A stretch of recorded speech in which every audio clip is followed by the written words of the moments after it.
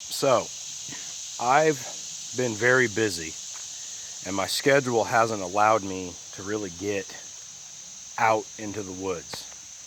But I've been thinking about it a lot. And I've had evenings and some inspiration from other things I've seen for some leatherworking projects. So, I'm going to go ahead and share those with you. Please excuse any shaky cam. I've made a new equipment belt.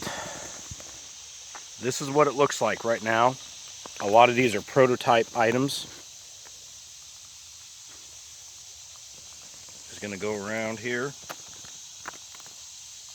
kind of show you how it looks, how things hang. I can move. The only thing flopping around is I've got a water bottle stuffed in my gloves. So you see I've got a little clip right there. I have a new canteen, and I have that's just my tomahawk. I brought that along. I was wanting to make a new minimalist belt kit. My main belt kit, go back, look at my other videos, I've done stuff on it. That thing weighs, with water, 16 pounds. And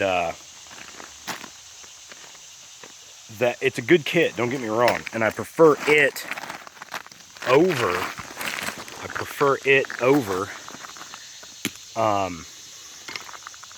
a backpack, sometimes even a haversack. But if I need to, I can add that, a haversack to the arrangement. It's just a shoulder bag, or I can even put a small rucksack on here. So I just set you guys down on a rock. So this is what it looks like, strung out and opened. I made most of this. I didn't make all of it. This, for example, is a Czechoslovakian or a Czech canteen with a felt cover. I'm going to be modifying this. I'm just going to build I already thought about this, but I'm going to make a cover for the bottom and another pouch that I can put some things in, like coffee and stuff. And the only thing I haven't figured out on this rig is like a cup. I mean, I can stash it anywhere. And this rig is overloaded for its purpose. It's mainly supposed to be from here over. A knife, a couple of pouches I made, inspired by another YouTube video I saw, and a water bottle. The pistol, I've got that out here because I'm out here by myself and it's snake season and I'm on the creek. I've got a fire right there because I had horseflies buzzing around me. Mosquitoes don't really like me, but horseflies, I attract them. Or deer flies. So, too bad I can't shoot them with the pistol. And then I have this, just my bushcraft pouch. I just got some basics in here, a little fishing kit and stuff like that. Fire kit, bandana, a couple of the 5Cs if you want. And then I have this guy. This all started out as a separate project. I was trying to make stuff that matched my tomahawk cover here. So kind of all black with the silver deal. Snaps and stuff, hardware. And I ran out of black, and I had a bunch of brown and red leather hanging out. So this is the red leather pouch. And what I have in here is my grandpa's World War II compass. So this is meant to just hold key items. Like if I was going to go hiking in a state park, something like that, with a friend of mine, like I did last fall, we did an impromptu hike.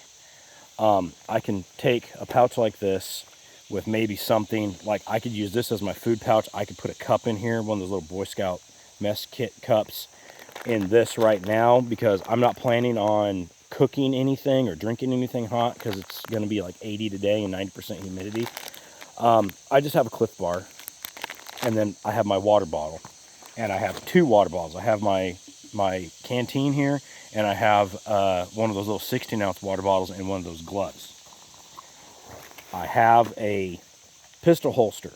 I have made holsters, but I could not turn this one down because I found it at a Goodwill for $6. Still has the tag, and it happened to fit my new Walther 22. I have the Czechoslovakian canteen.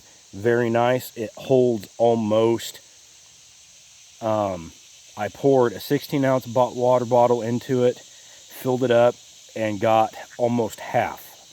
So that would be almost half. It wasn't quite a full 8, so it'd be like, I don't know, maybe 22 ounces or something like that.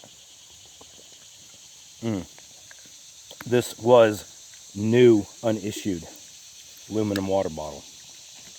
I cleaned it out. It just had a little tiny bit of oxidation. Cleaned it out really good and then let it sit so that it would, the problem with aluminum containers is there's nothing wrong with aluminum container. They actually heat. I could put this in the fire if I needed to, if I pulled it out of this cover. But like why people have such a high aluminum content is, you know, back in the day, they'd have, just stirring up my fire to my smudge fire. They would cook, wash it out, and expose brand new aluminum, then cook again, and that would get in the food. If it can oxidize a little bit and get kind of a patina, it won't slough off as much. Now, these are what started this whole project. I saw these. There are no snaps on this. It's kind of a box pouch. Goes up and over. And they just kind of slide in. It's a friction fit. You have some drawstrings to kind of tighten things up. I did a review of this tin the other couple weeks ago, and I just put some basics in it. I've got a ferro rod, I've got some duct tape, I've got a wire saw, and I've got some first aid items that came in it, and that just fits perfectly in there. Just a trial, you know. I've got some stuff in there. Probably not going to keep the tin, but these just go like that. I saw this on a YouTube video and I really liked it. They were selling them. Now, I am not a professional leather worker. I am not taking anyone's business. However, I like projects. So I made myself one. I can't even tell you what it was called. So I made this, and this was the prototype, and I really liked it, and I really liked that red and brown. So I was just jonesing to make another leather project, and I realized I had enough to make another one. And in this one, I have an extra magazine for my 22. I have, I think, probably 15 feet of paracord. I have some fat wood. I have a Bear Grylls survival, or a Bear Grylls survival fire starter. I actually like these. They do throw decent sparks. They have a tinder compartment, and they have a whistle, so that covers a couple of things, combustion and signaling. And I have some extra Gorilla Tape there for repairs, and some Ranger bands, so I can make a fire with this. And then lastly, I have just a clip I made, and my gloves and like that, just a nice little pocket I can put my deals in, or I put all different kinds of stuff in those sometimes. But I made this last night, again inspired by Bear Grylls. I know he catches some flack for stuff, but in the first, maybe it was second season of Man vs. Wild, he had a knife, and you can still get these knives. They're called, I forget what they're called, but I saw the pattern somewhere, and I decided I wanted to do a leather project. I wanted to, and this is my own take on it. It's a scout carry style, and I made it to fit my M-Tech Extreme Survival knife. I was chopping with this earlier, and this is a decent knife. It only costs 20 bucks, and it will do fine carving, notching.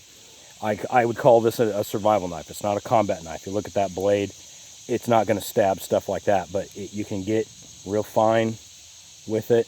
Real, you know, you get in there, kind of go like that, drill.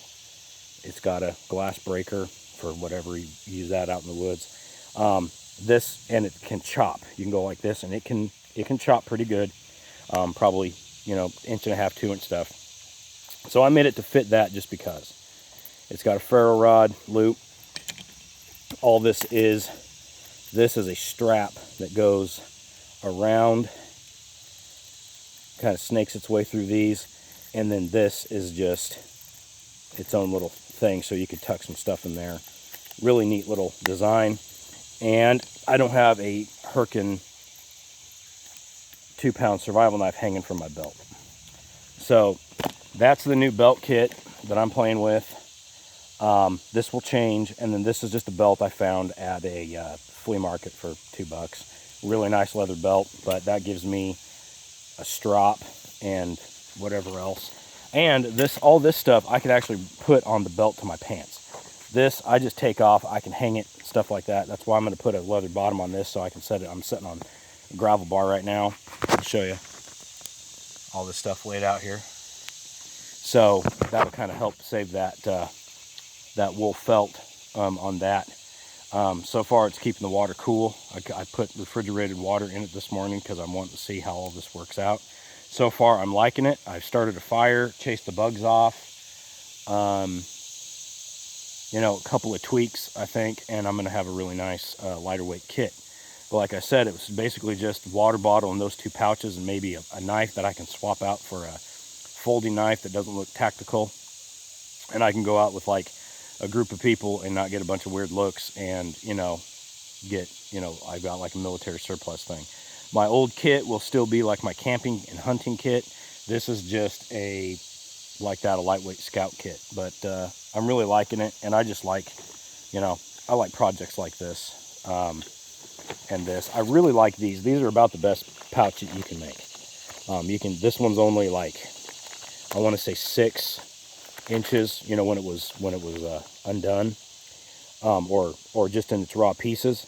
And I usually go 9 across, and then do a 9-inch deal. And you can basically pack an entire possibles or survival kit out of it. I think I'm going to eat that. And everything else I have in here, I have not only my grandpa's World War II compass, but I have my wife's grandpa's World War II compass. This one was in, my grandpa was in the Pacific, and her grandpa was in France. So this is a U.S. watch style World War II compass, and I just stuck it in there. And then I have the Bear Grylls fire deal, and then I have my personal. I bought one of Dave Canterbury's Mini Infernos, and I made my own. I still have some of the Mini Inferno still in there, but then I just have what they call them an ugly stick now, but I've made these way before ugly sticks were around, but they're just wax jute twine is all they are. And then I have it in this tin that I could also char, and I've got a Ranger band on it. So that gives me probably 20 fires. They work like a match. And then I have my piece of fat wood. So anyways, that's that. I'm going to probably move on upstream of this creek and put my belt back together. So I'll see you in the next one.